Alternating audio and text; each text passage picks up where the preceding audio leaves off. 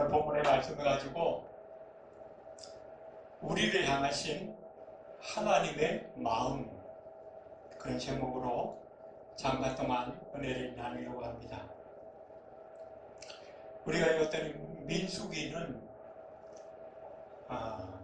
그 주제가 있는데, 아무리 눈앞에 놓인 현실이 암담할지라도 하나님께서는 그 택하신 백성이 그의 마땅히 가야 할 목적지를 향해서 나아갈 수 있도록 인도하시고 도우셔서 기필코 그 목적지를 향해 나아가게 하신다.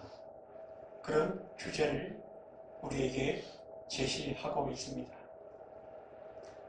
오늘 본문에 이스라엘 백성들이 이제 광야길을 향해서 예정되지 않은 먼 길을 가야 합니다. 그 행군을 준비하는 과정에서 하나님께서는 모세를 통하여 말씀하시는데, 아론과 그의 아들들, 제사장들을 통하여서 이스라엘 백성들에게 축복하라는 것입니다. 그러면 내가 그 축복을 다 이루어 주겠다. 내가 다 이루겠다. 라고 약속의 말씀을 주십니다. 축복하라. 명령형으로 말씀하셨습니다. 이 축복하라, 히브리의 바라크라고 하는 단어. 이 바라크는 하나님을 송축하다, 하나님 앞에 무릎을 꿇다, 이런 하나님을 향하여 예배적인 의미로 사용된 경우도 있지만, 그보다 더 많은 경우에는 사람의 대상으로 은혜로 복을 주다, 풍성하게 베풀다, 그런 의미로 하나님께서 사람에게 신적인 권위로 복 주시는 것을 많은 용례에서 말씀을 하고 있습니다. 그래서 신적인 복의 선포, 그리고 그 복으로 인하여서 주변에 미쳐지게 될 많은 영향력을 함께 포함하는 단어로 사용되어졌습니다.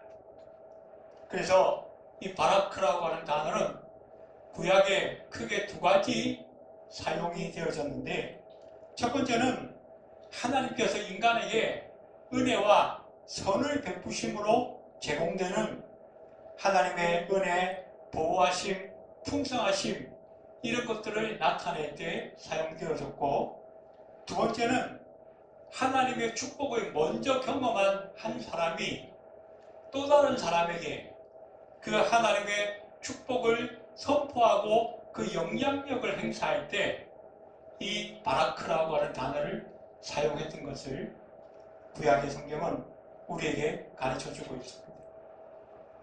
오늘 본 축도문에 보면 여호와는 이라고 하는 단어가 3번이나 반복되어져 나오고 있습니다.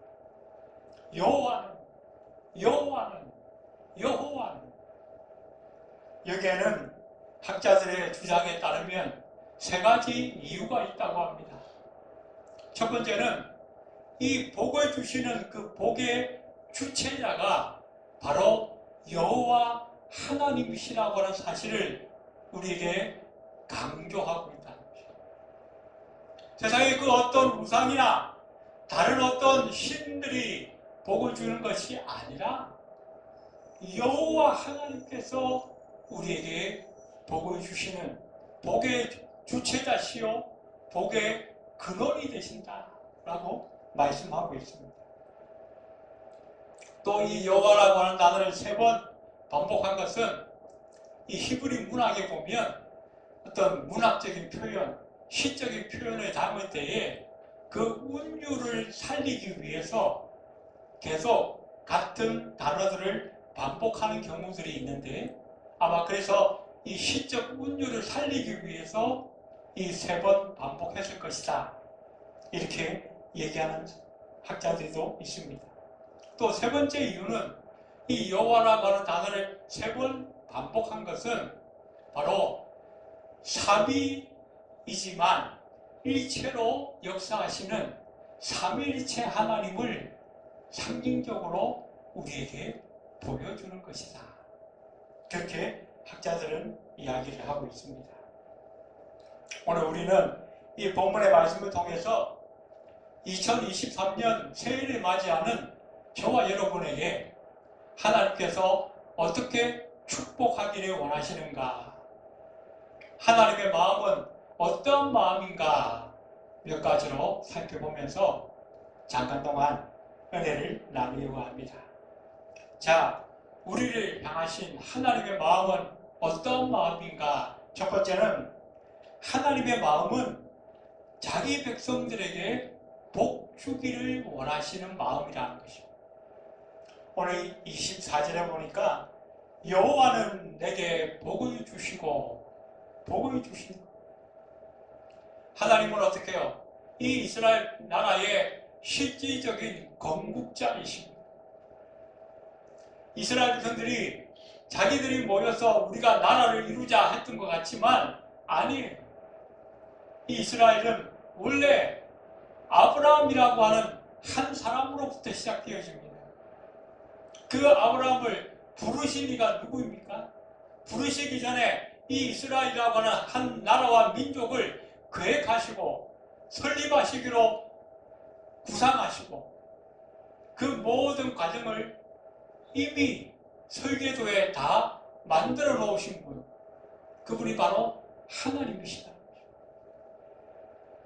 그리고 그 이스라엘 백성들과 하나님께서 어떻게 하세요? 모세를 통하여 이 애굽에서 이스라엘 백성을 광야로 이끌어낸 다음에 광야에서 제일 먼저 한 게 뭐죠? 내가 너희와 언약을 맺겠다. 그래서 이스라엘의 실질적인 건국자이시면서 이스라엘 백성들과 계약을 맺으신 그 계약의 주체자이시라는 것입니다. 그런데 그 하나님은 이 이스라엘 백성들에게 뭘 주기를 원하시는가? 복 주기를 원하십니다. 이 복이라고 하는 단어와 축복이라고 하는 단어는 같은 어근을 가지는데, 바라크라고 하면 축복하다, 복을 비다, 그렇게 되고, 복이라고 하는 단어는 베라크라고 하는 단어를 따로 썼습니다. 이 복은 하나님께서 이 이스라엘 백성들로 하여금 이스라엘 백성답게, 하나님의 백성답게 살아가는 데 필요한 모든 지혜와 능력과 또한 현실적이고 영적인 축복을 다 포함하고 있다는 것입니다. 그래서 이 이스라엘 백성들에게 진정으로 복을 주시는 분이 누구이신가? 그 오늘 본문에 여호와는 이라고 먼저 밝히면서 내가 너희에게 복 주기를 원한다 라고 말씀하고 있습니다. 우리가 잘 아는 시편 121편 1절에 보니까 내가 산을 향하여 눈을 들리라. 나의 도움이 어디서 옳고 나의 도움이 천지를 지으신 여호와에게서로다 라고 시편 기자는 선포하고 있습니다. 아마 이 기자는 아마 목동이었던 것 같아요. 그래서 많은 양떼를 이끌고 이들로 저 초장으로 계속 옮겨 다녀야 했지 않습니까? 그런데 사실 이스라엘에 갔다 오신 분들은 아시겠지만 그 유대 광야는 초장이 그렇게 흔하지가 않아요. 그 이스라엘 땅 전체가 그렇게 초장이 많은 땅이 아닙니다. 그래서 한 군데에서 풀을 먹이다가 그 풀을 다 먹고 나면 다른 데로 옮겨가야 돼요. 어디로 가야 할지도 몰라요. 어디에 가면 풀이 많이 있더라 특별히 정해놓은 그런 곳이 없어요. 이쪽으로도 갔다가 저쪽으로 갔다가 어떤 데는 너무 당황스럽고 너무 암담한 앞이 보이지 않는 그런 경우들도 많습니다. 그때 이 목자는 하늘을 들어 눈을 들어 하늘을 바라보았다. 그렇게 고백합니다. 왜? 자기를 인도할, 자기와 자기의 이 양들을 인도할 오직 한 분, 그분은 바로 여호와 하나님이시라는 것을 믿음으로 고백하고 있다는 것이죠. 하늘에서 비가 내리지 않으면, 하늘에서 수분이 내리지 않으면 풀이 자라지도 못하고 자기의 그 양떼들을 먹일 수도 없고 자기도 먹고 사는 문제가 암담하다는 것입니다. 그런데 오직 한 분 의지할 뿐, 자기에게 복을 주시고 자기에게 먹을 것을 주시고 자기의 앞길을 인도하시는 분, 바로 여호와 하나님이시라고 이 목자는 고백하고 있다는 것입니다. 그렇습니다. 이스라엘 백성들에게 복 주기를 원하시는 그 하나님, 이 새해에도 저와 여러분이 한 해 동안 걸어가야 할 2023년에도 우리 하나님께서 저와 여러분에게 복을 주실 줄로 믿으시기 바랍니다. 두 번째, 우리 하나님은 어떤 분이신가? 우리 하나님은 자기 백성을 지키기를 원하신다라고 말씀하고 있습니다. 오늘 24절에 보니까 너를 지키시기를 원하며 라고 말씀하고 있습니다. 여기 지킨다 이 말은 히브리의 샤마르라고 하는 단어를 썼습니다. 이 샤마르라고 하는 단어는 원래 그 둘레에 가시로 울타리를 친다, 그런 의미를 갖고 있습니다. 가시로 울타리를 쳐요. 무엇 하려고요? 그 안에 있는 것들을 보호하려고. 가시로 울타리를 치면 어떻게 해요? 주변에 짐승들이 또 맹수들이 쉽게 달려들지를 못하는 거예요. 그래서 그 안에 있는 양들이 어떻게 해요? 편안하고 고요하게 지켜질 수 있다는 것입니다. 우리 하나님께서는 이스라엘 백성들을 이렇게 마치 짐승들로부터, 맹수들로부터 지키시기를 원하는 그 목자들의 마음처럼 하나님의 백성들을 지키기를 원하고 계시다는 것입니다. 당시 이스라엘 백성들이 앞으로 그 수많은 시간들을 험하고 험한 그 광야길을 가야 합니다. 우리가 지난 그 출애굽기에서도 살펴본 것처럼 이 광야길은 낮에는 40도가 훨씬 넘어갑니다. 그 내릴 때는 그 태양빛에 목이 마르고 힘이 들고 언제 쓰러질지도 모를 것 같은 그런 벅찬 그런 험한 길을 이 이스라엘 백성은 기약 없이 가야 되는 거예요. 또 낮에는 엄청나게 뜨거운데 밤이 되면 거의 영하로 내려가는 것처럼 추워서 견디지를 못합니다. 또 그 광야에서는 농사를 지을 수도 없어요. 먹고 살 것이 아무것도 없다는 거예요. 풀도 없고 나무 한 그루 제대로 자라지 못하는 사막과 같은 그런 광야를 쉴 새 없이 가야 되는 거예요. 그런데 하나님께서 이 이스라엘 백성들을 함께 하시니까 밤에는 불기둥으로 따뜻하게 히터를 켜주시고 낮에는 구름 기둥을 보내서 시원한 그늘방을 만들어주시고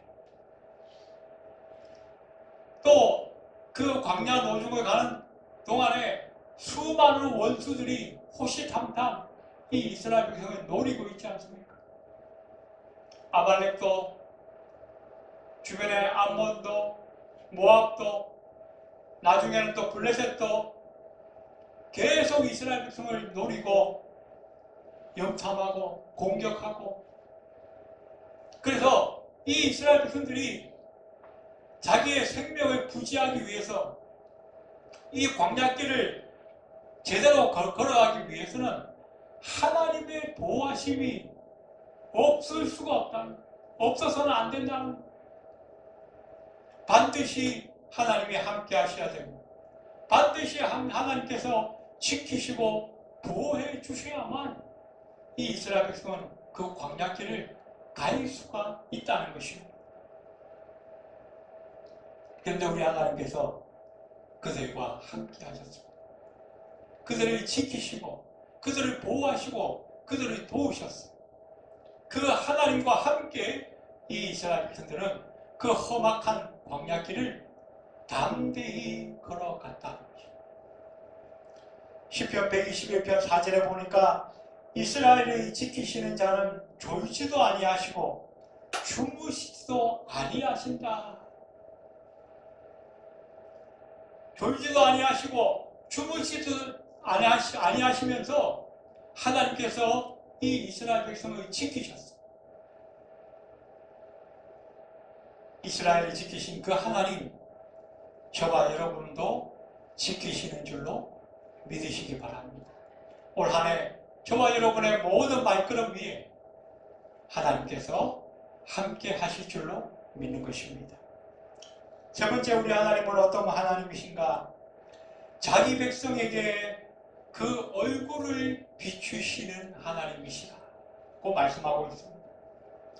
25절에 보니까 여호와는 그 얼굴을 내게 비추사. 하나님의 얼굴, 이 여호와의 얼굴이라고 하는 단어, 히브리어에 보니까 파네라고 하는 단어를 썼습니다. 이 하나님의 얼굴은 그분의 성품과 전인격을 상징적으로 나타내주는 단어입니다. 그래서 그 하나님의 얼굴이 우리에게 비춰진다라고 하는 것은 하나님의 능력이, 하나님의 은혜가, 그리고 하나님의 지키심과 보호하심이 우리와 늘 함께 하신다는 것. 반대로 하나님이 누군가를 향해서, 그 어떤 단체와 민족을 향해서 얼굴을 가리우셨다는 것은 뭐예요? 거기에는 심판과 징계와 멸망이 있을 수밖에 없다. 그래서 하나님의 얼굴의 방향은 곧 인간 생존의 열쇠와 같다는 것입니다. 하나님의 얼굴이 비치는 곳에는 모든 생명이 살아나고 놀라운 하나님의 기적이 일어나고, 그러나 그 반대로 하나님의 얼굴이 가리우시는 곳에는 멸망과 심판과 저주가 임하게 되었습니다.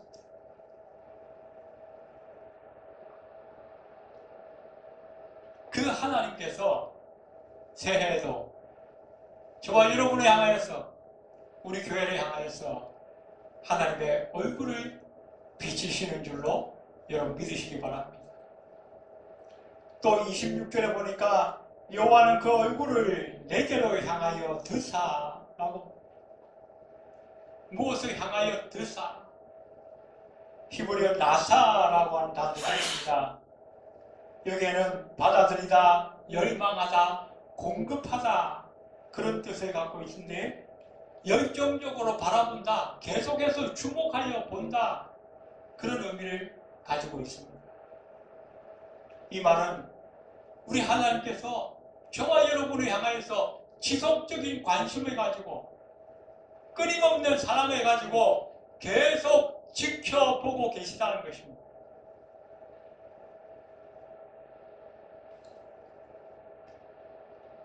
어린아이가 태어나면요, 어느 정도 자랄 때까지는 엄마 아빠가 계속 그 아이를 지켜보고 있습니다.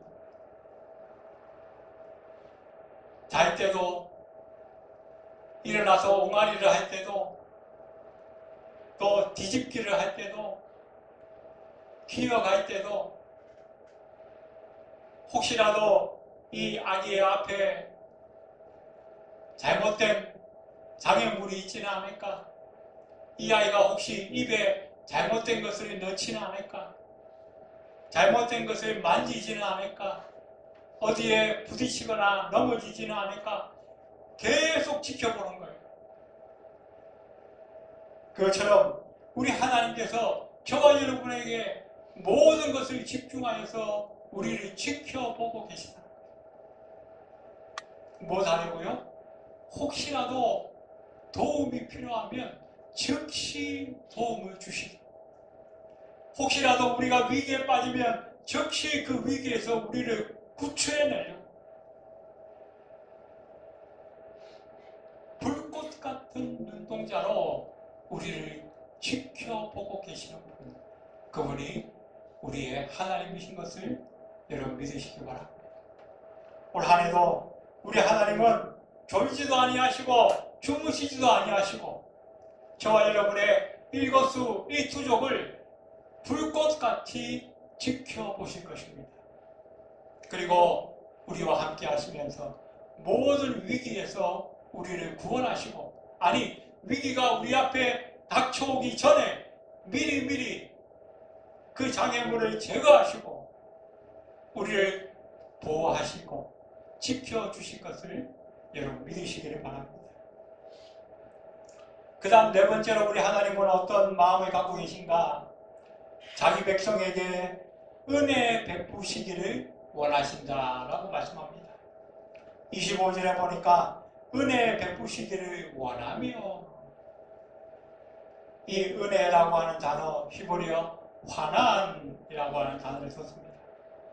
원래 구부리다, 몸을 구부리다, 아랫사람에게 몸을 굽히다, 그런 의미를 갖고 있습니다. 그런데 그 단어가 이제 좀 더 발전하여서 은혜를 베푸다, 긍휼히 여기다, 마음을 쏟다, 그런 의미로 이제 더 발전하게 되어서 사용을 하게 되어지고 있습니다. 여러분, 우리 하나님은 저와 여러분에게 은혜 베푸시는 것을 원하고 계십니다. 이 은혜라고 하는 단어는요, 특별한 의미를 가지는 단어입니다. 사랑과 자비와 그 선을 받을 자격이 없는 대상에게 베푸는 거예요. 저와 여러분은 하나님의 은혜를 받을 자격이 없었어요. 이스라엘 백성도 마찬가지입니다. 그들이 하나님의 은혜를 받을 자격이 있어서 하나님이 그들을 택하신 것이 아니라는 거예요. 그들이 다른 민족보다 뛰어나고 훌륭하고 하나님을 더 잘 섬기고 신앙이 뛰어나고 그래서 하나님이 아브라함과 그 후손들을 택하신 것이 아니에요. 그런데 하나님이 일방적으로 선택하셨어요. 저와 여러분도 마찬가지입니다. 우리가 아직 죄인 되었을 때 하나님을 알지도 못하고 하나님을 가까이 하지도 못하고 하나님이 기뻐하시는 것은 더더욱 할 수 없었을 때 우리 주님께서 먼저 우리를 찾아오셨어요. 우리 주님께서 먼저 우리 죄를 사하시고 십자가에 죽으시고 우리에게 하나님과 화평케 되는 길을 열으셨어요. 그래서 우리가 그 사랑 안에 들어올 수 있었던 것입니다.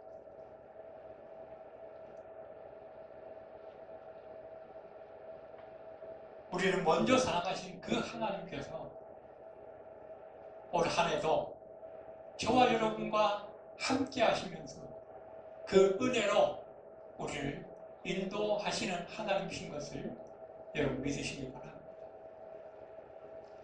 한 가지만 더 말씀드리면, 하나님은 어떠한 하나님이신가? 자기 백성에게 평강 주시기를 원하신다라고 말씀합니다. 오늘 26절에 보니까 평강 주시기를 원하노라. 이 평강이라고 하는 말, 우리가 잘 아는 샬롬이라고 하는 단어를 썼습니다. 샬롬, 안전, 행복, 평안, 번영, 다양한 의미를 내포하고 있는 단어입니다.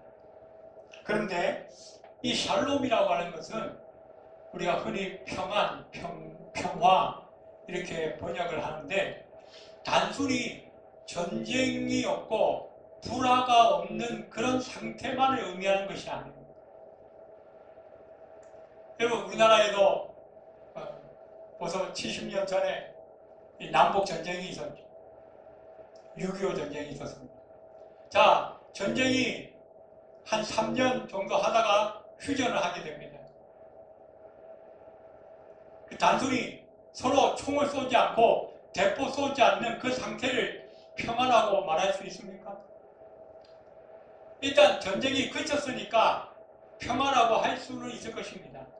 하지만 우리가 정말 원하고 우리 인간에게 가장 필요한 평화는 어떠한 평화입니까? 그것보다는 이제 폐허가 새롭게 회복되어지고 건물들이 세워지고 사람들이 진정한 자유를 누리고 자기가 하고 싶은 것들을 하면서 행복을 누리는 그런 사회, 그런 단계로까지 발전을 했을 때 그들이 누리는 평화가 훨씬 더 고차원적이고 행복한 평화 아니겠습니까? 오늘 이 히브리어 단어 샬롬이 말하는 그 평화는 단순히 서로 분쟁하고 불화하고 싸우고 이것이 그쳐진 상태, 그걸 말하는 게 아니에요. 그 위에 마음껏 자유와 평화를 누리면서 자기의 꿈과 소망을 이루어가는 그런 단계까지 발전하는 것, 그 역동적인 그런 평화를 샬롬이라고 표현하고 있다는 것입니다. 우리가 단순히 예수 믿고 나서 그냥 하나님과 우리가 화평하였다, 예수의 피로, 예수의 보혈로 그냥 구원받았다, 그게 샬롬이 아니에요. 그보다 더 위에 올라가서 마음껏 하나님과 교통하고 하나님과 교제하고 하나님께서 기뻐하시는 그런 삶을 우리가 살고 우리의 삶 속에 하나님의 은혜와 기적과 능력들이 나타나고 그런 삶. 그래서 우리 주변 사람들에게 야, 너를 보니까 정말 하나님이 살아계신 것을 느껴진다. 너를 보니까 정말 하나님이 살아계신 것 같다. 그런 고백들이 우리 주변에서 터져나오게 만드는 것. 그것이 진정한 샬롬의 삶이라는 것입니다. 그런데 그 하나님은 저와 여러분에게 바로 그 평강, 그 샬롬을 주시기를 원하고 계시다라고 말씀하고 있다는 것입니다. 이스라엘 백성들은 400년 동안이나 노예 생활을 했습니다. 그러다가 이제 자유를 얻었어요. 해방되었어요. 그런데 광야에 들어가면서부터 뭐가 생겼습니까? 불안과 염려와 근심이 생겼습니다. 우리가 과연 이 길을 끝까지 갈 수 있을까? 이 험악한 땅에서 우리가 과연 살아남을 수 있을까? 여호와라고 하는 신이 우리에게 나타나는데 그 신이 과연 우리를 그 목적지까지 과연 인도하실 수 있을까? 온갖 잡념들이 있습니다. 그 잡념들이 왜 생겨났습니까? 하나님과의 그 관계가 회복되지 못했기 때문에. 지금도 우리 모든 인류 가운데는 이런 잡념들로 인한 두려움과 염려가 있어요. 나는 과연 행복할 수 있을까? 나는 죽을 때까지 과연 건강할 수 있을까? 나의 미래는 어떠할까? 좋은 직장을 얻을 수 있을까? 내가 원하는 대학에 갈 수 있을까? 우리는 온갖 염려와 근심으로 늘 우리의 마음에 평안이 없습니다. 그러나 대학에 간다고 그 염려가 사라지는 게 아니고 부자가 된다고 우리가 몸이 건강해진다고 그 염려가 사라지는 게 아니에요. 우리 인간의 근본적인 염려와 근심은 죄에 근원하고 있기 때문에 이 죄 문제가 해결되지 않는 이상은 아무리 우리가 부자가 되고 잘 살아지고 과학과 의학이 최첨단의 수준에 달한다 할지라도 우리 인간의 근본적인 이 염려와 근심은 해결될 수가 없는 거예요. 그래서 우리 주님께서 그 문제를 해결하려고 이 세상에 오셨던 것이에요. 그리고 그분은 우리에게 말씀하셨습니다. 나의 평안을 너에게 주노라.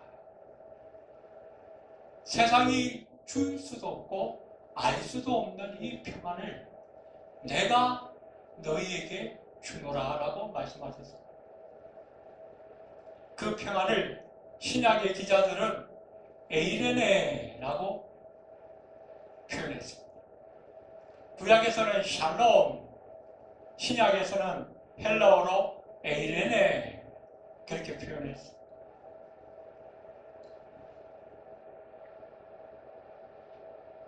이제 말씀을 정리하겠습니다. 우리 하나님은 새해에도 우리를 지키시고 보호하시고 우리에게 복 주시기를 원하시고 우리에게 평안 주시기를 원하시는 하나님이십니다. 그 하나님이 올 한 해 저와 여러분과 함께 하실 것을 여러분 믿으시기 바랍니다. 그리고 그 하나님과 함께 이 새로운 한 해를 우리에게 놓인 이 순례의 길을 힘있게 달려갈 수 있는 저와 여러분이 되시기 바랍니다. 그래서 연말에 우리의 한 해 걸어온 길을 돌아보면서 하나님께 감사하고 하나님께 영광 돌릴 수 있는 저와 여러분이 다 되시기를 주의 이름으로 축원드립니다. 기도드리겠습니다. 고마우신 하나님, 우리 하나님은 우리에게 복 주기를 원하시며 우리에게 얼굴을 비치시고 우리에게 평강 주시기를 원하시는 하나님이신 것을 우리가 잘 알게 되어졌습니다. 그 하나님이 새해에도 이 한 해 우리가 걸어가는 이 순례길에도 우리와 함께 하실 줄로 믿습니다. 그 하나님과 동행하며 힘찬 발걸음을 걸어갈 수 있게 도와주시고 이제 연말에 한 해 돌아온 길을 돌아보면서 하나님께 감사하고 영광 돌리는 우리 모두가 될 수 있도록 주님 축복하여 주시옵소서. 예배를 마치고 돌아가는 발걸음 위에도 함께하여 주옵소서. 예수님의 이름으로 간절히 기도드리옵나이다. 아멘.